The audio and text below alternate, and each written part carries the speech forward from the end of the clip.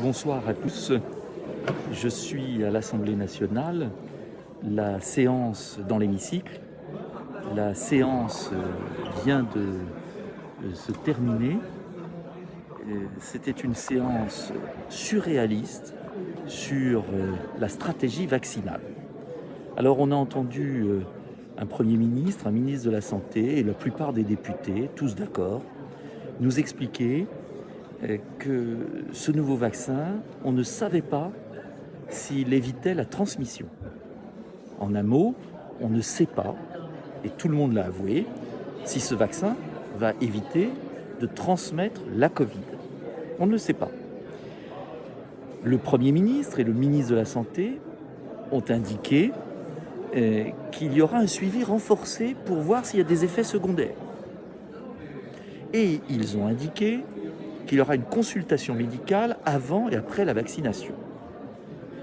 Donc si j'ai bien compris, on ne sait pas si ce vaccin sera utile, on ne sait pas si ce vaccin sera sûr, mais le gouvernement, avec le soutien de la plupart des groupes de l'Assemblée nationale, a décidé de vacciner dans un premier temps, avant l'été, 14 millions de Français, les plus âgés.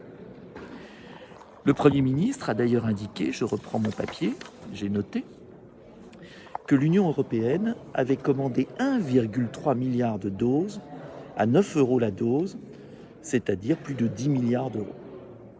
Ce qui est surréaliste dans l'affaire, c'est que il y a plusieurs types de vaccins, dont 4 de nouvelles formules. Le vaccin ARN et adénovirus n'ont jamais été testés sur l'homme. On ne sait rien. Il y a eu des communiqués de presse et une vague étude scientifique. Et à partir de là, nous avons une autorité politique, nous avons un Parlement qui décide de vacciner 14 millions de Français. Pourquoi, comment, on ne sait pas. Alors qu'est-ce que je ferais moi ? Je dirais d'abord, il faut de la précaution. Je ne suis pas anti-vaccin par principe. Je dis juste qu'il faut plus de recul.